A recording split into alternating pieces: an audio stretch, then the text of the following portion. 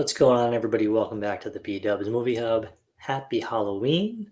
I've gotten my full Halloween franchise ranking for you today. I'm going to go through all 13, including the two Rob Zombie movies. So sit tight and we'll get to it.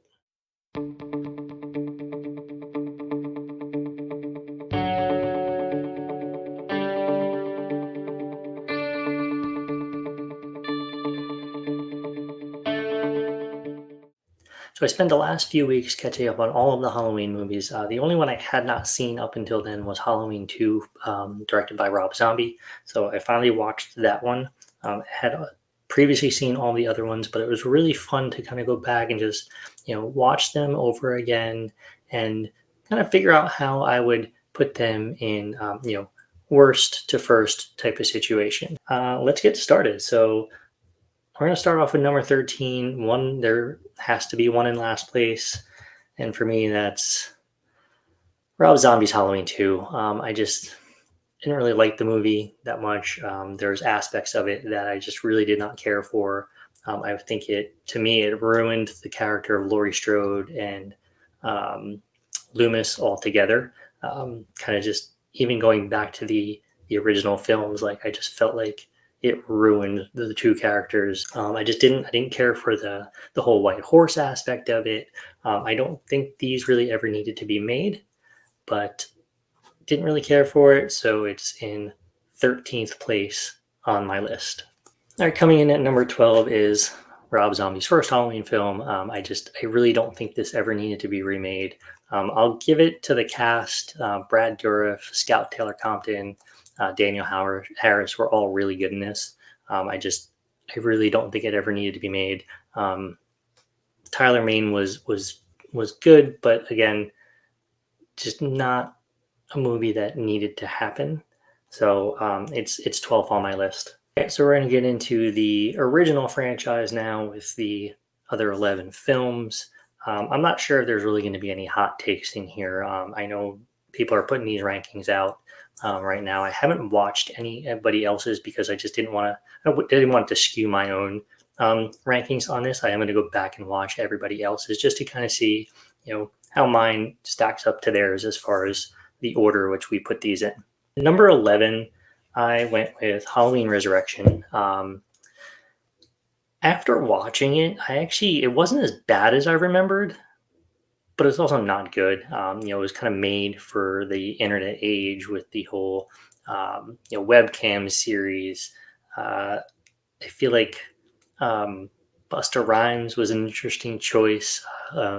Kung Fu Busta Rhymes was an even more interesting choice. It was just kind of weird and all over the place. But it's number 11. It's, not the best in the series by far, but definitely better than the two Rob Zombie movies, at least in my opinion. So that's Halloween Resurrection at number 11. Number 10 is going to go to Halloween Ends. This is the final movie in the franchise. Basically, the story of Corey. We've got a character brought in who is basically outcast because he killed a child. I think a couple years after Michael Myers returned and kind of went missing. So it was kind of a waste of the Michael Myers character in this one. He doesn't show up till about 45 minutes into the film. I didn't really care for it. Didn't like what they did with the Allison character. I just thought she would have been smarter than kind of her character was in the movie. I just didn't really like the overall story of Corey, and there wasn't a ton of kills. The kills in this were not as good as some of the other movies in the franchise. So this one goes to number 10. All right, number 9 goes to Halloween Kills. Again, the more recent sequels in the bunch. Again, not a great story. It's this is the follow-up to the 2018 Halloween, and Michael's on the loose. He gets out from the trap that Laurie had set in that one. I really love the kills in this movie. I think they're brutal. I just probably top notch, maybe some of the best kills in the whole franchise. Really enjoyed that. The return of Tommy, he deserved way better. Nothing against Anthony Michael Hall. The character was just kind of annoying throughout the whole movie. But overall, the kills is what kind of moved this ahead of Halloween Ends on my list. I know a lot of people didn't really like this one. They think it was the worst out of the trilogy. For me, it was the kills in Halloween Kills that puts it at number 9 for me. All right, number 8 on my list goes to The Curse of Michael Myers. So this takes place 6 years after the events of Halloween 5. Paul Rudd is in this one, kind of an early on role playing Tommy. The story started to get a little weird with 4, 5, and 6 with the whole cult aspect of it. But I watched the producer's cut of this one recently, and I thought it was all right. I haven't seen the theatrical in a long time, so I'm including this as the producer's cut at number 8. The cult aspect of it is a little weird, but they had to kind of do what they needed to do to progress the story along to make basically a 6th film out of this one. So I thought it was all right, not great. I think if it was any other kind of movie not pertaining to Michael Myers or the Halloween franchise, I think it would actually be a pretty good story. But again, number 8 on my list, The Curse of Michael Myers. Coming in at number 7 on my list is going to be Halloween 5, The Revenge of Michael Myers. I really enjoyed this one. This takes place a year after Halloween 4. So the character of Jamie is now kind of in like a center for children. She's kind of struggling to deal with the events from Halloween 4. She's not talking.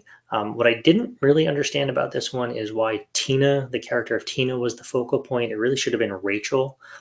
She was brought in Halloween 4 as kind of the older sister to Jamie Lloyd's character. So I just feel like it would have made sense for them to kind of continue her on and make her the focal point over just a character they had just brought into the movie and into the franchise. So other than that, really enjoyed this one.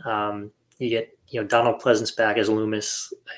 I love Donald Pleasance is great in this whole franchise. Up until obviously he passed away after I think right after Halloween. The Curse of Michael Myers was filmed, so he obviously did not make any more appearances after that. But he was always such a great character in these earlier movies. So another great job on his part. So yeah, that's Halloween 5, The Curse of Michael Myers, coming in at number 7. Coming in at number 6 is going to be Halloween from 2018. This was the start of the David Gordon Green trilogy. It's a direct sequel to the 1978 version, and it ignores every other sequel in between. Jamie Lee Curtis's character of Laurie Strode returns in this one and is now on her 3rd different child. So it's a really solid sequel to the original. Like if you take out all the other ones in between, it was really, really well done. One thing I didn't really care for in this Halloween and the 2 follow-up sequels was that they kind of abandoned the whole Laurie Strode as Michael Myers' sister. I really thought that kind of added to the story as a whole. He's after her relative that he just cannot kill. So I kind of didn't like that they abandoned that. I would have liked to see more kills on screen. I think, we've seen, and I'll get into that in one of my other ones coming up here that are in the top 5, where there's just not a lot of kills on screen. It could have used a lot more of that. So, but regardless, I still enjoyed it. It was a really good sequel. So that's going to be Halloween, coming in at number 6. All right, moving on to the top 5 now. So it'll be interesting to see how my top 5 fares well with some of the other YouTubers out there. Like I said, I have not watched any of them, but I think the top 5 can kind of go any which way. I'm sure some of mine that were in, outside the top 5 are in other people's top. So it'll be interesting to see that. But with that said, number 5 on my list is the only Halloween movie not dealing with Michael Myers, and that is Halloween 3, Season of the Witch. I enjoyed this, after watching it here recently, and I hadn't seen it in a long time. I may have only seen it once, maybe twice prior. When I was younger, I didn't really care for it. It didn't have anything to do with Myers, and I was always such a big Michael Myers fan. So I didn't really give it the time of day. Rewatching it now and kind of knowing that, John Carpenter really didn't plan on Michael Myers continuing on in the franchise. He was going to have kind of different stories for each film.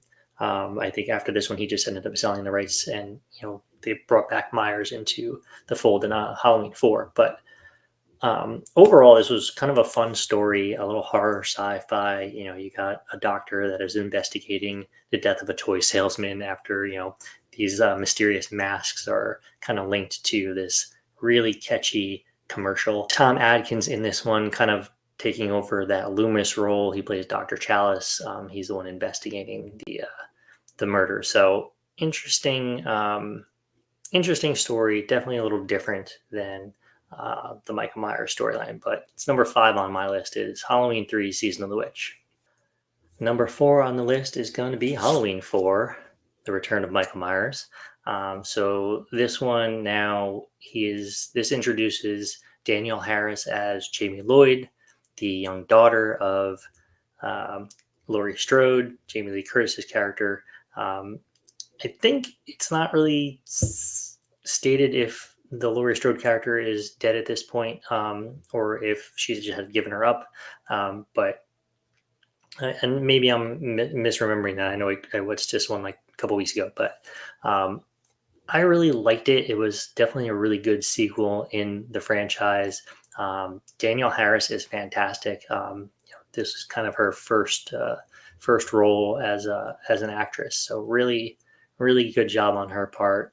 Donald Pleasance again as Loomis, fantastic. So really good storyline here where he's just kind of now after his niece in this one. So really enjoyed it. Halloween 4: The Return of Michael Myers at number 4 on my list. So number 3 on my list, I make no apologies for putting this one at number 3 on the list. I was 18 when this came out. I saw it a lot. It's probably one of the ones I watched the most out of all of these, outside of the first film, and that's going to be Halloween H2O. I really liked this one. It takes place 20 years after the original. Again, it ignores some of the sequels there in between, but you have Jamie Lee Curtis returning again. You have Josh Hartnett now playing her son, and they're at a private school in California. So Michael tracks down Laurie and basically goes on a killing spree to kind of finish the job from part 1. I do wish this kind of continued somewhat of the storyline from 4, 5, and 6. Maybe utilized or mentioned the Jamie character at some point as a daughter that she had given up, and then she ended up moving on and having her son. But I still enjoyed this movie. The one thing, and I think some people kind of complain about, is that there's not a lot of kills in this one, and there's some that are kind of off screen, and I get that. There's just not a huge cast in it. Once everybody kind of leaves the school to go on the trip, there really isn't many characters left to kill off, and you're not going to kill off the main ones. So I do see some people's gripe with kind of those off screen kills. I do feel like they should have just been on screen because there were such a lacking cast. That they could have actually offed in the film. So I still loved it. Again, I watched this one a lot when I was a teenager. I really liked Halloween H2O, and that is why it is number 3 on my list. All right, moving on to my top 2, and number 2 goes to Halloween 2. This is just such a fantastic sequel. I can see why people would have this as number 1 on their list. I know that I feel like there's got to be a few people out there that prefer this one over the original, but I still like this one as the sequel. It's just a great follow-up. Takes place right after, Laurie's now in the hospital from the attack. So Michael escapes and is now kind of on his hunt, murdering his way through the hospital to get to her. I just really enjoyed it. Just a great follow-up to the original film. Donald Pleasance and Jamie Lee Curtis were just so good in their roles in this one. Again, great sequel, great follow-up. Number 2 on the list is Halloween 2. And that leaves us with number 1, and of course that is the original Halloween from 1978. This is one of my all-time favorite horror movies, slasher movies. It's iconic. I'm wondering how many other lists maybe don't have it at number one and maybe put number two at the top. But again, you can't really go wrong either way. They're both such great movies. But for me, the original is the best one. You have, the introduction of Jamie Lee Curtis as Laurie Strode. I feel like this was kind of her start of the Scream Queen era that she did. She'd had a couple follow ups after this with some more horror films, but really good job on her part. And of course, Donald Pleasance is just phenomenal as Dr. Loomis. So for me, it's Halloween at number one, no doubt. All right, so that is my Halloween film rankings from 13 to 1. Let me know what you think about those down in the comments below. What's your Halloween ranking? Go ahead, drop that down there as well. If you like the video, please give it a thumbs up. Definitely helps with the algorithm. Subscribe to the channel if you haven't already. I'm on Letterboxd. I actually have the full ranking on my Letterboxd as a list as well, so you can check it out over there. I'm on Instagram and I'm on Facebook. I'll put the link to all those down in the description below. Thank you guys again for watching, and I'll catch you next time.